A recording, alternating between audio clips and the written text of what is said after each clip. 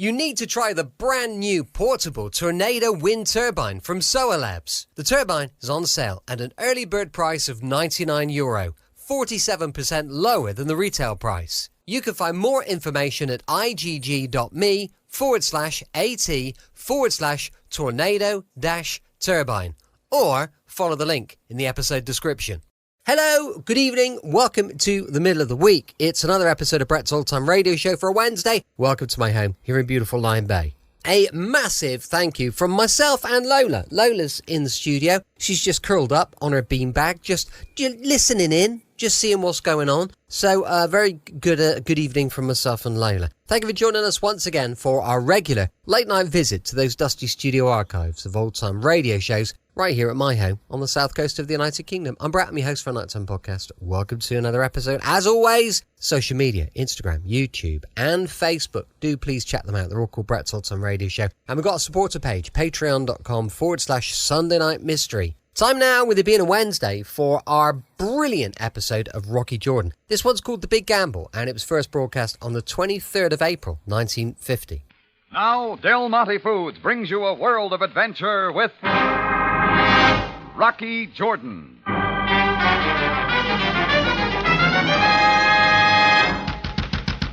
The tambourine's closed for the night, mister. Make it tomorrow. Let's see it at once. Mr. Jordan, unlock the door. This had better be good. Now, boy, get in there. No, please, sir. Hey, what You're goes? hurting me. Inside, I said. Let me go. Please let me go, and I make you All right, promise. the kid's far enough, mister. What's it all about? I'm here for the return of my wallet. A wallet containing 500 pounds. Look, we all make mistakes, so now... There's no mistake. I was here at your tambourine earlier tonight. During that time, this boy stole the wallet from my pocket. That right, kid? Effendi, I... Well, answer him. Did you or didn't you? It is as he says. I stole his wallet and your tambourine, sir. You understand now, Jordan? Not a thing. Including where you get the idea of dragging the kid in here in the middle of the night. Only to give you one chance. To return the wallet to me. Me return it? What are you talking about? So, you refuse. Well, we'll see what the police have to say. Yeah, why don't you do that? There's one right at the corner. Very well. Police! Police! Come! Arrest this man at once!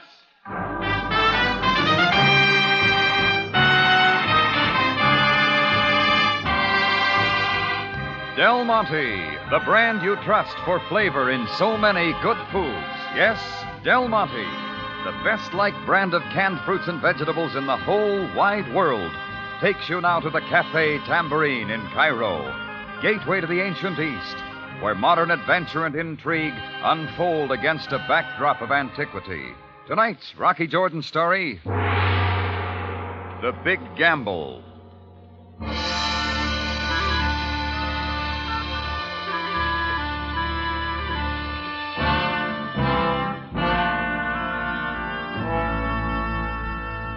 I had just locked the sight and sound of Cairo out of my cafe tambourine for the night when the big knocking came.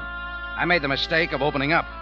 A red-faced man came in dragging a scared, ragged little native boy by the scruff of the neck, accusing him of picking a wallet from his pocket in the tambourine.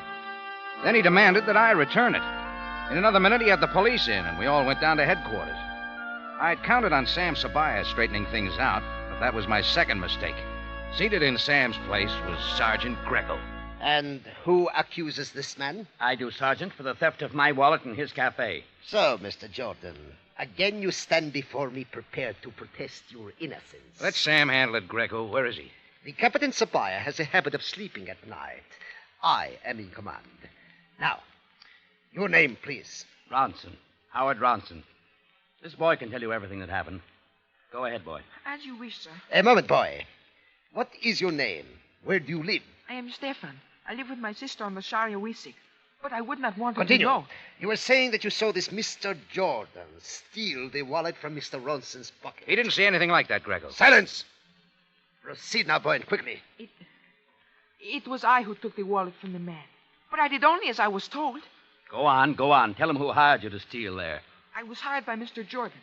Everything that I stole in the tambourine, I was to turn over to him. Most interesting. Most interesting indeed. Greco, don't tell me you believe all this. And why should I not believe it? Anybody with a lick of sense could spot this as a frame-up.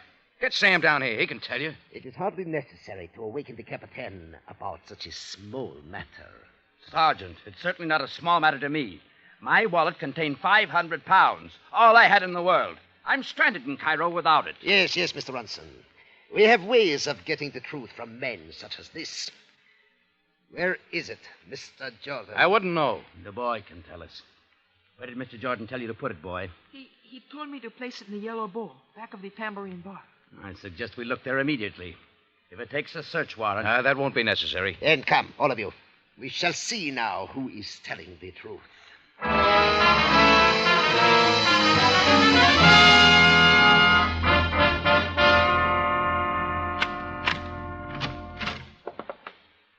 All right, Greco, have your look.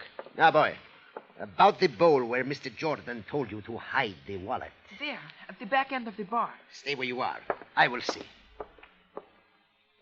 Well, Sergeant? Would you care to see Mr. Jordan? No, it figured to be there. Look at it, Mr. Ransom. Is this your wallet? Wait. Yes, it is. And the boy was right. As I thought. Now, we shall return to headquarters. The wallet was planted there. Don't ask me why, but I still say it's a frame. You will have full opportunity to say what you like at the proper time. Come now. And you, boy. Oh, please, Sergeant. It is not that I wish to steal. Mr. Ronson would not want me to go to jail. Wait, Sergeant. Yes, Mr. Ransom? Money, everything seems to be still here. You are indeed fortunate. I see no reason to go on with this. Do I understand, sir, that you will not prosecute this troublemaker after what has happened? You heard me. I'm dropping the charges. Mr. Ronson, I must advise you to reconsider. I don't need any advice. Now, why don't you take the boy home? I want a word with Mr. Jordan. Alone. Very well, sir. But I warn you, Mr. Jordan, you will be under the strictest surveillance. Yeah, sure. See you around, Greco. Mr. Jordan, That's all, boy. Take him away, Sergeant, quickly. Come, boy. Goodbye, Mr. Jordan. Well, aren't you going to thank me? Thank you for what? For dropping the charges against you? That depends on why. Of course, you paid the boy to plant the wallet there. Did I? He didn't like his job any too well. You know, it wouldn't be good for the tambourine clientele to know they'd get their pockets picked when they came here. It might ruin business. It makes a good threat, Ronson. Now, what are you after? I'm glad you understand. You see, what I'm after, I intend to get. What do you intend to get? All I want is the use of your cafe and your reputation. Your cellar is quite ample for a few gaming tables. Gambling setup, huh? What else? Rest assured, I have the right connections in this sector. They'll furnish ample protection. Or they could make it rough for you, Jordan. Is that all now, Ronson? Oh, I'm not greedy. I'll even cut you in. Get out of here. Jordan, haven't I made it clear what could happen? Or do I throw you out? Either way. That won't be necessary. Suit yourself. Just make it quick. I told you I intend to get what I want in whatever way necessary. Think about it, Jordan. Think about it. Until I come back. I watched Ronson walk to the door. He turned, looked back at me, and then went out. Halfway down the block, he was joined by another man. They got into a car at the curb and drove away. I wondered when the next move would come. It didn't that night. I was still watching the next day as I walked toward the Hassan Mart to order some things for my tambourine kitchen. Somebody was following me, all right. Not Ronson or his pal, but a frail, round-faced Egyptian girl. I kept going till I'd made sure, then I ducked into a doorway and waited for her to come by. Looking for somebody, lady? Oh, Effendi, I did not know. You could learn a lot of things about tailing people. Please, I did not wish to offend. What I must do is not easy. All right. What is it? You are Mr. Jordan? That's my name. And you are the owner of the Cafe Tambourine. The man who had some trouble with the boy there last night. I think you know that, too. A Muslim girl such as I cannot go into your cafe. So I followed, awaiting an opportunity. I am Deborah, the sister of Stefan. I see. I must also be a mother to him, Effendi Jordan. He's in my care alone, but it is not easy. Oh, I understand, Deborah. Now, what did you want to see me about? This morning I learned that my brother had some money. Pound notes. And I knew that he could have not gotten these monies honestly. I questioned him. Did he tell you where he got it? Yes, Effendi. I am most ashamed for my brother. He repents also what he has done to you. Well, go on, Deborah. What did he tell you? that the money was given to him by a man named Ronson to perform a certain task. At my cafe? To plant a wallet there and then tell the police I'd hired him to steal it? Yes. The person named Ronson paid him to tell the lie. He offered so much money. Stefan was weak and could not refuse. Not very hard to get Stefan to say things, is it? Effendi, my brother is not an evil boy. It is the man Ronson who is evil. Oh, I believe that, Deborah. Listen, you think Stefan would tell the police what he told you? Oh, I'm certain he would, but he's so afraid. Of what? Of the man Ronson. Oh, Mr. Jordan, if you would go with him to the police. Sure, Deborah. Take me to your brother. I flagged a taxi and we rode east through winding streets to the hills that hold much of Cairo's worst native sector. This looked like the way out for me, to get Sergeant Greco off my trail and at the same time to get some kind of indictment against Ronson. Anything to scotch his plans for taking over the tambourine. We turned onto the Sharia Wisik, nothing more than an alleyway with overhanging rooftops that almost met above the street. Everything spelled poverty. And inside one of the buildings, it was even worse. Near the top of a long flight of stairs, Deborah opened a door. Stefan was there. Stefan, I have brought Mr. Jordan. Hello, kid. Deborah, do not bring him here. I do not wish to see him. I'm taking you to the police, Stefan. You can tell them the truth now. No, I will not go. You cannot make me. But it was your promise that you would tell them all that you have told me. I have told nothing. I ask you to go away quickly from here. Look, kid, this will square things for everybody. I've got nothing against you, not anymore. I do not care how you feel. I will not go. Mr. Jordan, what can we do? I'll show you what we can do. Come on, Stefan, whether you want to or not. Don't touch him, Jordan. Deborah, you see now. Mr. Ronson warned me not to say he was here. Nick, Chuck, come on in. Hold your guns to the boy's head. Don't hesitate to use them if you have to. Oh, Mr. Jordan, I did not realize. Wait, Deborah. Is it clear now, Jordan? The boy's going to tell nothing. Please, what will you do with my brother? That depends on Mr. Jordan. You see, I still want the tambourine for my purpose. What makes you think threatening a boy's life gets it? Because I think I know you better now. You show slight regard for your own welfare, but perhaps the life of another. Your big connections don't cover murder. Don't tempt me to prove otherwise. What happens to this boy is entirely in your hands. I'll take the boy out. No, Deborah, do not let them take me. They will Hurry it kill up. me. Deborah! Stefan! Look, Ronson, killing the boy's not what you want. That wouldn't get you gambling into my cafe. But it would impress you. I have still other ways of getting what I want if this one fails. Mr. Jordan, please. For my brother's life, I beg you. Well, Jordan? Whatever you say, Ronson. Just let him go. Not so fast. We'll keep the boy under cover till everything's set up. Then let me go with him. He must have my care. Please let me go with him. Why not let her go with him, Ronson? Whatever you say, Jordan. Why not? Anything for my partner.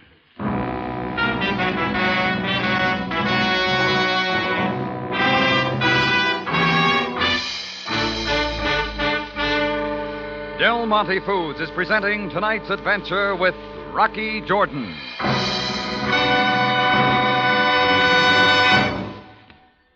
Now that the days are getting warm, it probably seems as if every member of your family gets thirsty a dozen times a day. You've probably wished lots of times for just one easy, refreshing drink that everyone in the family will like.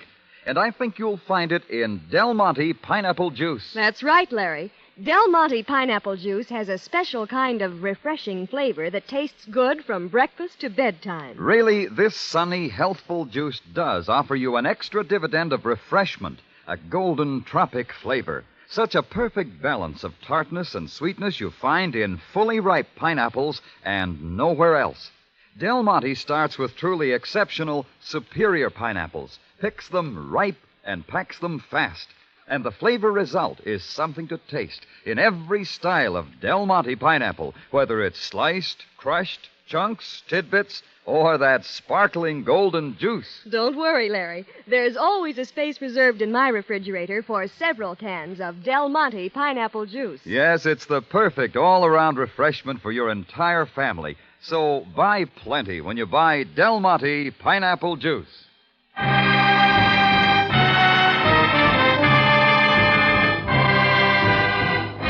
And now we take you back to Cairo and tonight's Rocky Jordan story, The Big Gamble.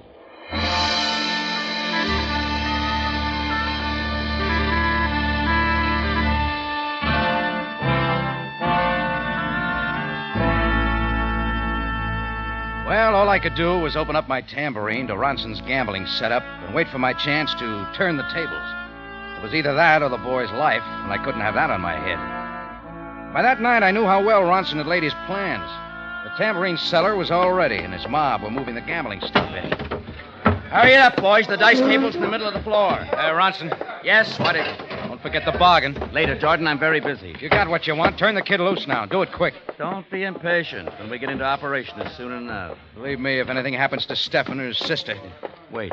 That man coming down the steps, isn't that Florio? That's Florio. I wondered when he'd be around. Get him out of here. Watch your step, but get him out of here. Oh, the place isn't open for business yet, Florio. Oh, you know who I am, eh, Senor Jordan? I've seen you around. Then you also know why I'm here.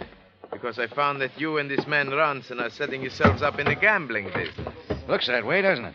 The police do not permit gambling in this sector of Cairo. Since they ran you and your small-time racket out, Florio? I tell you, this is my territory. And if you and Ronson do not learn it now, then perhaps they will find you both floating in an aisle. All right, Jordan, I'll handle him. And how do you think you'll handle me? You men, go outside, all of you. Take a couple hours off.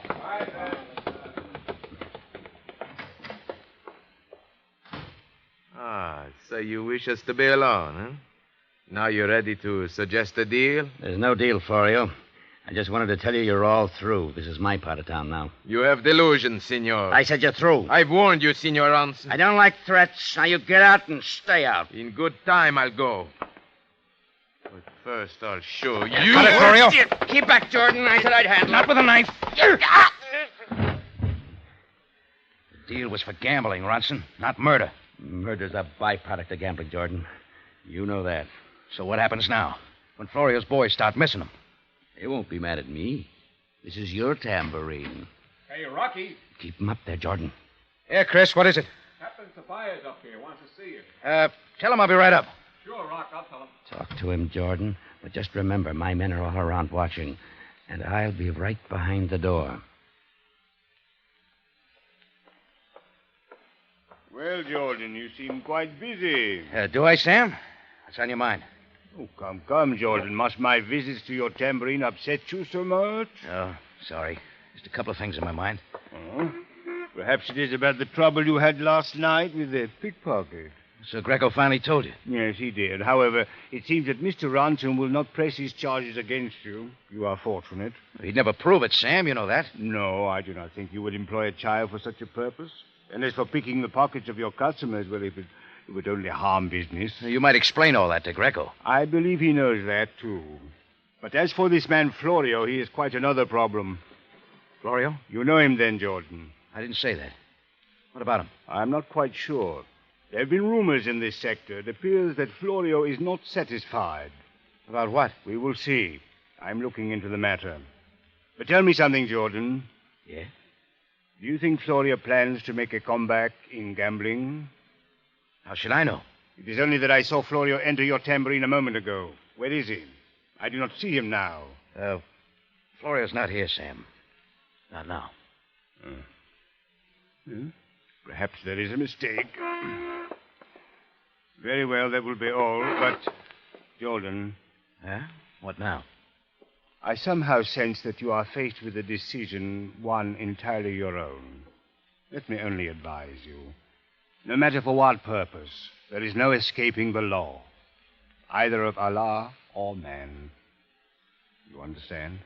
I'll let you know when I figure it out. Good day, Jordan.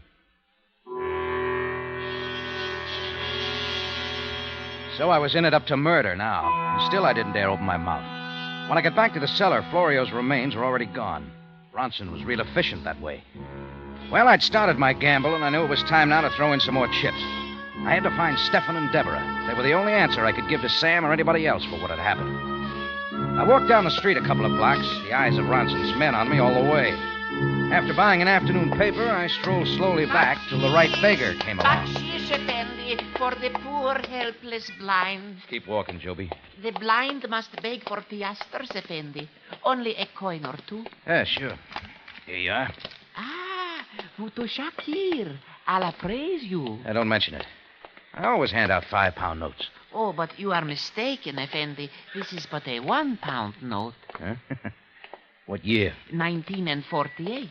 It is the delicate sense of touch, Effendi. Forget your racket, Joby. I got a job for you. But what could a poor blind man do, sir? Watch a man named Ronson. You'll spot him at my cafe Tambourine. Watch him always. Follow him. As you say, I will not take my eyes off of him. When you find out where Ronson has a boy and his sister hidden, come and tell me. But not till then. They will be found. But about the 5-pound note. You find them and I'll double it. Now, Imshi. And don't look back. Alwa, Effendi. Bakshish! Bakshish for the night! Joby was a shaky risk, but I had to count on him. Nothing came from him that night or the next day. And by then, Ronson had my cellar ready for customers. He moved his crew in that night. The crowds found the place quick, and the roulette wheels, card tables, and dice boards were as busy as Monte Carlo on a holiday weekend. One of those who came to pay his respects was a semi-high official named Lyme Bay, who kept fiddling with some poker chips. A most successful opening, would you not say, Mr. Jordan? Yeah, that should interest you, Lyme Bay. And why so? I wondered what Ronson's political connection was. What's your cut? I could ask you the same question, could I not, Mr. Jordan? Lyme Bay's protection seemed to be enough. An opening night was a big success. Too big for the way I'd wanted. By closing time, Ronson was in great spirits. Very good night, Jordan. Here's your share, Jordan. 450 pounds. Count it. Just pay off the way you promised, Ronson. The way I promised? I don't remember. The kid and his sister. At least let me know where they are. And give up my best insurance? No. Things are going too well. Let's keep it that way. Ronson and his crew left the cellar for the night, but I knew some of them would stay close around. I wondered how long it would go on. I was just about to lock up the front tambourine door when Joby moved out of his shadow.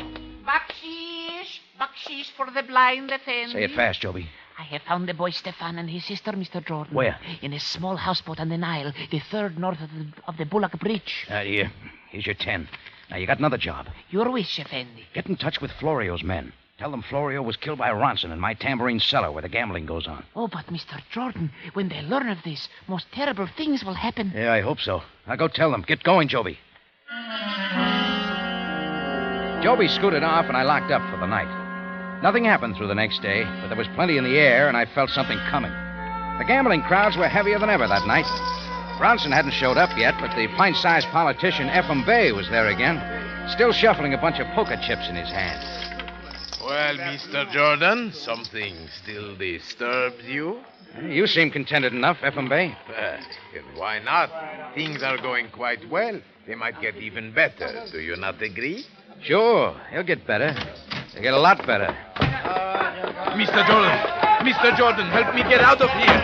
It was Florio's mob, and plenty of them. They piled down the steps, knocking over the tables, and the customers had got in their way. Then they each picked one of Ronson's men. Building to an A1 free-for-all. That's when I left Lyme Bay to fend for himself and ducked up the steps and out the back way. Mr. Jordan, Joby, son. I'm glad you're here. I told you, Effendi. I warned you what would happen. That's what I wanted, Joby. Now go call the police. Hurry. Tell them there's a riot in my tambourine.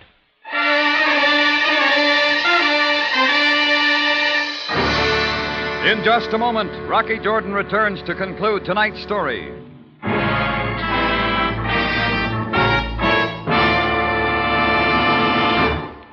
It's only human nature, I suppose, but now that spring is well underway, most of us just can't wait for summer to get here. So how about a real midsummer treat right now? A golden-crusted shortcake piled high with luscious Del Monte sliced peaches, tender and mellow and brimming with juice. Everybody will save room for that dessert. Sounds wonderful, Larry. But then I think my family would save room for Del Monte peaches anytime, shortcake or no. Yes, you can serve Del Monte peaches as often as you like, and know they'll always be welcome. They're ripened on the tree for deep, rich, full flavor. Flavor the way nature makes it. The flavor that has made Del Monte the best-liked brand of peaches in the world, bar none.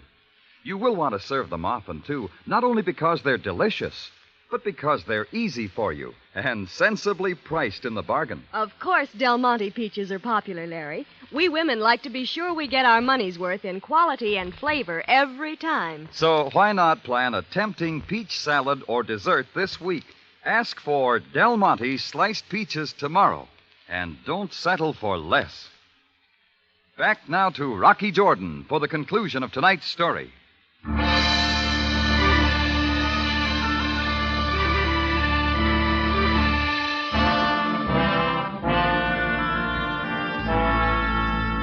Joby scooted off to get the police, and in a few seconds I spun my car out of the dark alley and turned down the hill toward the Nile.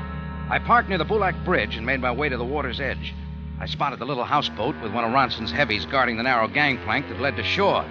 So I moved a little way upstream and did some swimming till I was able to pull myself over the rail of the houseboat on the riverside. Just as I hit the deck, the guard heard me. He came running around, saw me too late. One try at his midsection, caved him in. Then it was man overboard. Chuck, what's going on out here? Who's there? Don't you know me, Ronson? I'm your partner. Jordan, what are you doing here? Just looking around. Get off this boat. How till I see who's inside? Keep out of there. Jordan, you saw what I did to Florio. If that's what you want. The knife won't work this time, Ronson. Drop it. No! Drop it. No! Jordan! That's enough. All right, Ronson. No! Now, like I said, we'll see who's inside. Deborah, is they Mr. Jordan? Effendi, Jordan, we feared you would never come. Well, it's all over now, Deborah. Ronson won't bother you anymore. Then we are free to go back to our home? Stefan, you promised to tell some things to the police, remember? Oh, I'm sure that he remembers. Yes, I wish to tell the police everything.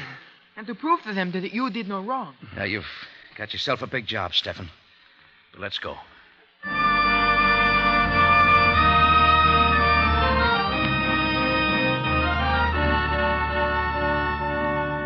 Well, we left Ronson's pals still splashing around in the river. I dumped Ronson into my car, along with Deborah and a kid brother. We all went down to headquarters. Sam Savaya was there this time. Seems he'd been real busy locking up a lot of rioters for my tambourine, and more were to be picked up later. Stefan and Deborah told Sam everything they knew, and I filled in the rest. And a little later, Sam and I went back to have a look at my tambourine cellar. Well, Jordan, the rioter did a most thorough job. The place is torn to bits. Yeah, didn't miss a thing, did they, Sam? That's all right with me. As I know. The beggar named Joby has told me how you contrived to have Florio's men raid your tambourine and then send for the police. Maybe there was a better way. I don't know. Your motives were of the best, Jordan. That is the important thing. Anyhow, you got Ronson. For illegal gambling, a charge which is worth little in Cairo. The murder of Florio, perhaps, although the proof might not be so easy. With me as the only witness. But Ronson's kidnapping of the boy can be definitely proved, and that is enough. Sam, you might want to throw a few questions at a two-bit politician named Ephraim Bay. I did not tell you, did I, Jordan? It seems that Ephraim Bay stepped in the way of a flying chair at the height of the excitement. He is in the hospital. No. Hurt bad, Sam? No, but in some difficulty. At the moment, he is trying to explain to the commissioner how he could be here and know of gambling in this sector, yet never report it to the police. That'll give him a headache. If he does not already have one. Well, I will tell you good night now, Jordan. All right, good night, Sam. Maybe we can both get some sleep for a few nights now, huh? Would you like to bet on that, Jordan? Bet on it? Sam, you know I never gamble.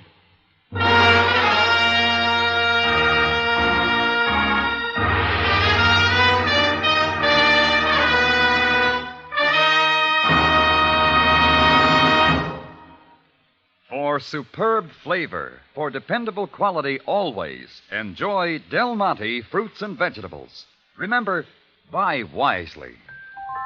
Buy for flavor.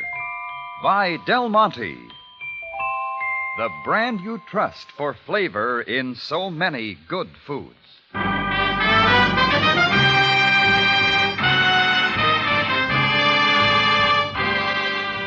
Rocky Jordan, written by Larry Roman and Gomer Cool, stars Jack Moyles in the title role with Jay Novello as Sam Sabaya, and is produced and directed by Cliff Howell, with original music composed and conducted by Richard Arrunt.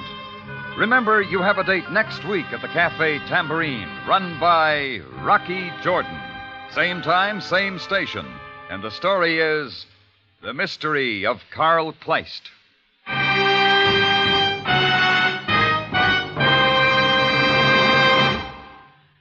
Sure as you keep flour and sugar handy, you should have Del Monte crushed pineapple, too. Here's all the tart, sweet, tropical flavor of Del Monte pineapple in a style that's especially convenient for gelatin salads, baking, or ice cream. Ask your grocer for Del Monte crushed pineapple tomorrow.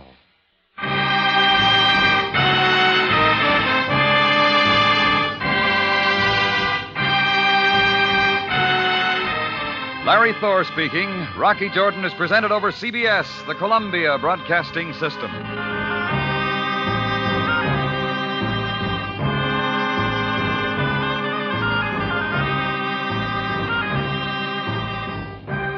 Oh, welcome back. I do hope you enjoyed a little bit of Rocky Jordan and more adventure tomorrow with the Tales of the Texas Rangers. That'll be going live at 5 p.m. GMT.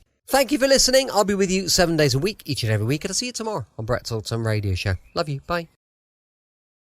You need to try the brand new portable Tornado wind turbine from Solar Labs. You can set it up anywhere to capture wind power and turn it instantly into electricity. The energy is stored in the built-in 12,000 milliamp battery, allowing Tornado Turbine to be used as a power bank. Tornado turbines are irreplaceable for long journeys, trips, and off-grid living. The large capacity, the built-in battery, and 3 USB charging ports allow users to charge several devices simultaneously. The turbine is on sale at an early bird price of €99, 47% lower than the retail price. You can find more information at igg.me/AT/tornado-turbine or follow the link in the episode description. Check out our fabulous new podcast, Sunday Night Mystery, every Sunday at 3 p.m. GMT. We delve into unsolved mysteries with gripping tales, thrilling theories, and captivating investigations. From infamous cases to lesser-known mysteries, each episode promises suspense and intrigue. Join the conversation and subscribe now on your favorite podcast platform. Sunday Night Mystery, every Sunday from 3 p.m.